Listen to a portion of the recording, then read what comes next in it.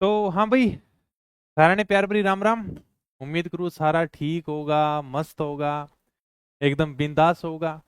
राजस्थान की सबसे बड़ी भर्ती, फोर्थ ग्रेड, 54,000 पदों के ऊपर कल से आयोजित होने जा रही है। इतनी बड़ी भर्ती है और सबसे कम कंपटीशन इसी भर्ती में है। आप बोलोगे सर क्यों मजाक कर रहे हो क्या? 20 से 22 लाख फार्म आए हैं इसके, आपको पता है? चलो हम मान लेते हैं कि 20 लाख बच्चे हैं वो पेपर देने जाएंगे क्या? कितने बच्चे जाएंगे सर? 20 लाख है वो पेपर देने जावांगा। पद कितना है सर? पद है 54,000। एक पद के लिए अगर तुम बच्चे निकालोगे ना तो तुम्हें बच्चे मिलेंगे 37। एक पद के लिए 20 लाख फार्म, 54,000 पद। एक सीट के लिए सिर्फ यानी कि 37 बच्चों के बीच में कंपटीशन है। अभी एसआई की भर्ती आ रखी है, 1,000 सीटें और लगभग यानी का 8 लाख फार्म आए हैं। एसआई के अंदर कितनी सीट है सर? 1,000 सीट है और 1,000 सीट के ऊपर भी कितने फार्म आए हैं सर? 8 लाख फार्म आए हैं। कहने का मतलब ये कि एक पद के लिए कितने बच्चे हो गए सर? 800 बच्चे हो गए। हर भर्ती के अंदर हमें इसी प्रकार से देखने को मिलता है। तुम कोई भी भर्ती उठाकर देख लेना, इतना कम कंपटीशन तुम्हें कहीं पर देखने को नहीं मिलेगा। एक सीट के लिए सिर्फ 35 से 36 बच्चे। और फिर भी तुम कहते हो कि सर हमें डर लग रहा है। तुम्हें हमेशा इसी नौकरी के अंदर तो रहना नहीं है। एक बार नौकरी लग जाओ, इसके बाद में तुम्हें और भी आगे बढ़ना है। इसलिए तो कहते हैं कि बेहतर से बेहतर की तलाश करो, मिल जाए नदी तो समंदर की तलाश करो। फोर्थ ग्रेड में लगने के बाद में और भी अच्छी नौकरी की तैयारी करना। तो तुम्हें किस बात का डर है? डर सबको लगता है। झूठ बोलते हैं वो लोग जो कहते हैं कि हमें तो डर नहीं लगता। जिसने भी अगर किसी भर्ती को लेकर सीरियस सही ढंग से तैयारी की है उसको हमेशा डर लगा है। कोई भी हो चाहिए, एग्जाम हॉल में तुम्हें 2 घंटे का समय मिलेगा।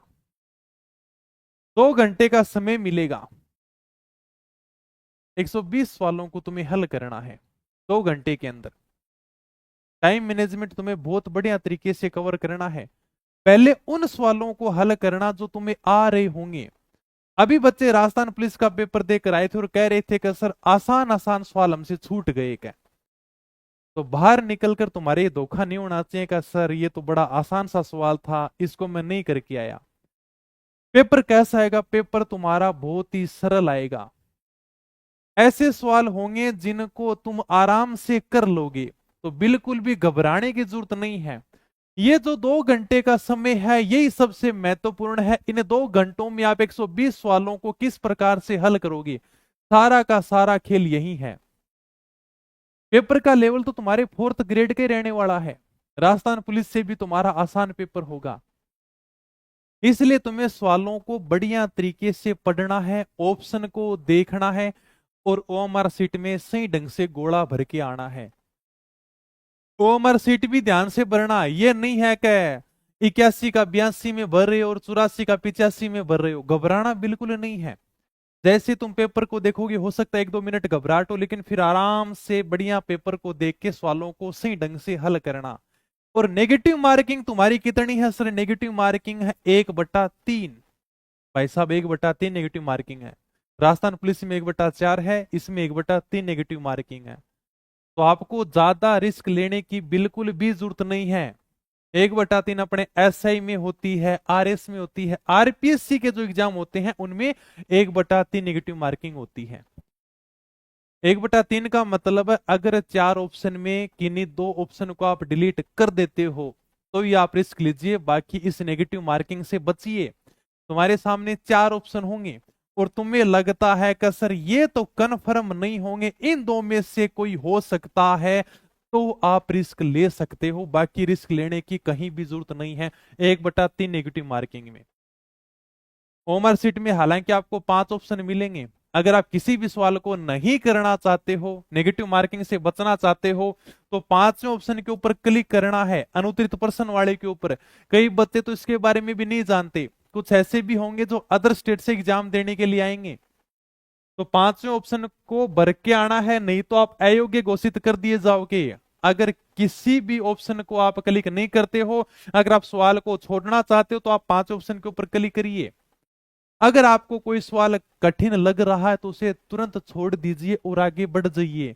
ये नहीं है कर नहीं यार, ये पहला सवाल तो मुझे करना ही है, मैंने मैथ इतनी बढ़िया पढ़ी थी, मैंने साइंस इतनी बढ़िया पढ़ी थी, ये सवाल तो मैं करके रहूंगा। नहीं करना। अगर तुम्हें लगता है कि सर ये तो सवाल मेरे को आता ही नहीं है, तो छोड़ दीजिए और आगे बढ़ जाइए, क्योंकि समय मैनेजमेंट बहुत बड़ा खेल है। केवल 2 घंटे का समय है, 120 सवाल तुम्हें हल करने हैं। तो सवालों को छोड़ना भी एक कला होती है। तुम्हें 100 में से 100 नहीं लाने, 100% के पीछे कभी नहीं भागना है। तो छोड़ के और आगे बढ़ना भी एक बेहतर काम होता है। और खुश होकर पेपर दीजिए, बिल्कुल भी टेंशन मत रखिए। पेपर से एक दिन पहले भरपूर मात्रा में नींद लें। जितना पढ़ना था, जितना याद करना था, सब कर लिया। अब एक दिन में कुछ नहीं होने वाला। अभी भी तुम क्लास देखते रहोगे, तुम किताबें पढ़ते रहोगे, लगे हुए लास्ट टाइम में, अब कुछ हो ही जाएगा। एक क्वेश्चन सही भी हो जाएगा तो पता नहीं इस दिमाग को दौड़ा दौड़ा के कितनी चीजें तुम भूल जाओगे। इसलिए अपने दिमाग को आराम दीजिए, मस्ती से पेपर देने जाइए। बहुत प्यारा पेपर आएगा, मैं कह रहा हूं बहुत आसान पेपर आएगा। बिल्कुल भी घबराने की जरूरत नहीं है। बहुत ही कम कंपटीशन है। ये जो मैंने 20 लाख का आंकड़ा दिया है, ये तो सब स्टेट सारे मिला के 20 लाख बच्चे पेपर देने भी नहीं जाएंगे। सबको पता है इतने बच्चे नहीं जाएंगे, कभी नहीं जाते। एक पद 37 बच्चे। अरे पढ़ने वाले बच्चे ही 1 से 2 लाख ही हैं। तुमने अगर थोड़ी बहुत भी तैयारी की है तो तुम्हें अब की बार सरकारी नौकरी लगने से कोई नहीं रोक सकता। ठीक है। तो ये दिल तोड़ने वाले इमोजी बिल्कुल मत भेजो। बहुत आराम से, आसानी से पेपर आएगा। जिसने तैयारी की है वो सिलेक्शन लेकर जाएगा। अब ये तो है नहीं कि सर अंतिम मोटिवेशन वीडियो देख लूं, अंतिम क्लास देख लूं और मेरा सिलेक्शन हो जाएगा। सिलेक्शन उसी का होगा जिसने किताबों को समय दिया है। वही देखो 60 साल मजे कर पाएगा, बाद में पेंशन के मजे भी वही ले पाएगा। तो मेहनत करने वालों के ऊपर ही सब कुछ फिदा होगा। मेहनत तो अपने को करनी पड़ेगी। एक मोटिवेशन शायरी सुना देता हूं तुम्हें इसी बात के ऊपर। मुश्किलों को आसान कर सकता है तू, तूफानों में भी उड़ान भर सकता है तू, मंजिलों की डगर में उम्मीद मत हारो, बेजान सी उम्मीद में भी जान भर सकता है तू। इसलिए सभी को बेस्ट ऑफ लक, सभी को ढेर सारी शुभकामनाएं। सारे के सारे सरकारी नौकरी लग जाओगे तुम। अगले साल तुम्हारा 8वां वेतन आयोग भी लग जाएगा। सबकी सैलरी 50,000 से ऊपर होने वाली है, चाहे 4th ग्रेड के अंदर ही क्यों ना लगोगे। ठीक है। तो बिल्कुल भी ये मत सोचना कि सर हम तो घबरा गए, अभी राजस्थान पुलिस के बच्चे पेपर दे के आए हैं, आसान आसान सवाल छोड़ दिए हमने, इन सवालों को नहीं करके आए, फिर बाद में धोखा नहीं होना चाहिए। जो तुम्हें 2 घंटे का समय मिलेगा, इसको बढ़िया तरीके से मैनेजमेंट करके चलना है। एग्जाम हॉल में बैठोगे, सारा भय एकदम समाप्त हो जाएगा। जैसे जैसे अंदर जाओगे थोड़ा सा डर लगेगा, पेपर हाथ में आते ही बस सारा डर खत्म। और उन सवालों को पहले करना जो सवाल तुम आसानी से कर सकते हो। किसी सवाल के पीछे मत पड़ जाना, नहीं इसको तो मैं करूंगा ही करूंगा, मुझे तो इस सवाल को हल करना ही है। नहीं आ रहा तो छोड़ दीजिए भाई साहब, क्योंकि इधर घड़ी की टिक टिक टिक ये भी तो जा रही है ना, ये भी तो इधर समाप्त हो रही है। इन 2 घंटों के अंदर ही सब कुछ महत्वपूर्ण है, सारा खेल यही है। समय का मैनेजमेंट बहुत महत्वपूर्ण रहने वाला तुम्हारे लिए। ओके। और 1/3 नेगेटिव मार्किंग का ध्यान रखना है। पहले तो उन सवालों को हल कर दो जिनको तुम्हें आ रहे हैं, बिल्कुल आसान आसान से, और बाकी पेपर एकदम आसान ही आएगा। 10वीं लेवल का पेपर है और बहुत कम कंपटीशन है। इस मतलब तुम्हें लगता है कि सर बहुत फार्म आए हैं, सीट भी तो कितनी है, अगर तुम आंकड़ा निकालोगे तो इतना कम कंपटीशन तुम्हें किसी भी भर्ती में देखने को नहीं मिलता।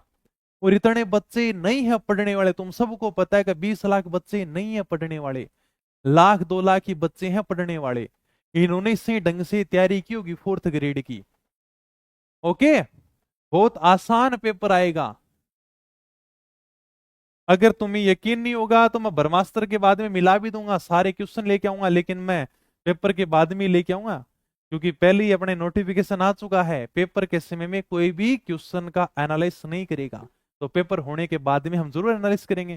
सारी किताबों के अंदर मैं चर्चा करूंगा, इतिहास, कला, संस्कृति, भूगोल, राज्य व्यवस्था, हिंदी, सब की अपन चर्चा करेंगे।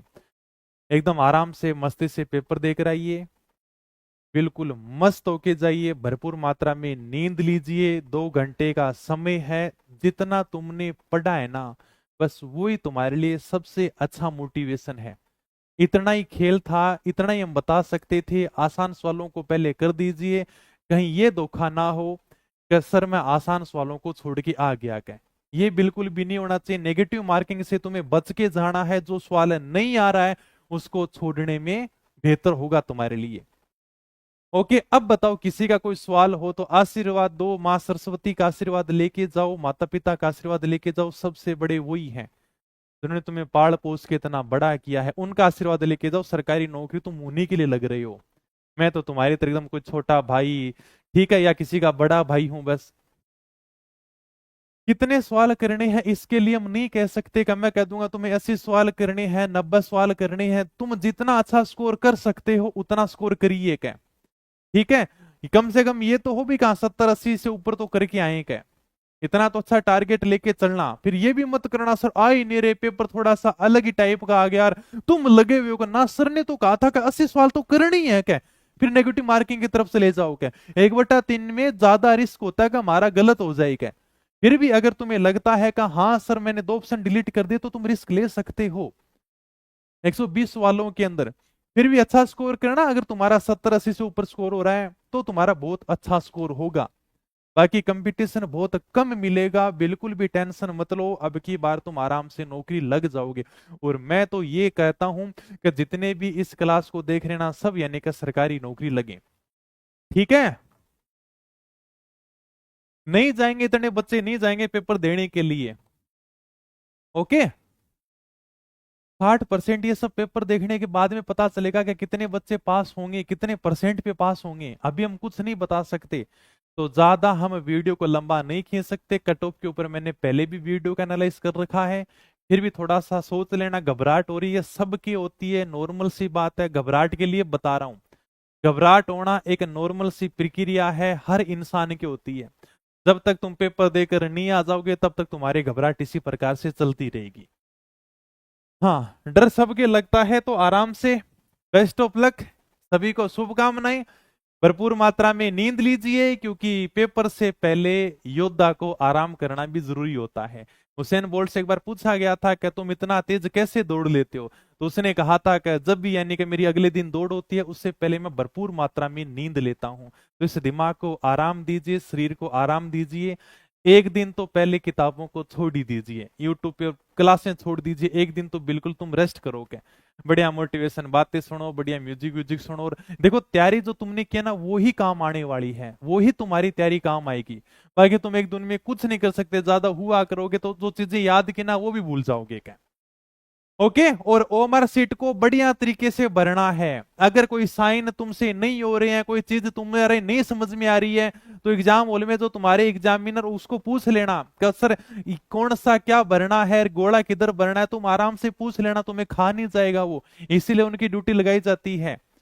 ठीक है, तो हर चीज को बढ़िया पूछ पूछ कर आराम से करके आना है, बड़ी भर्ती है।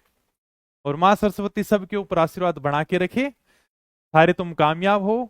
और हम मिलेंगे 4th ग्रेड के पेपर के बाद में, तब तक तुम आराम से पेपर दो, आसानी से पेपर को हल करके आओ। उसके बाद में फिर नई क्लासों को स्टार्ट करेंगे।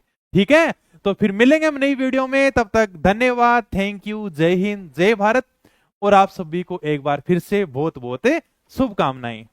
सभी को बेस्ट ऑफ लक।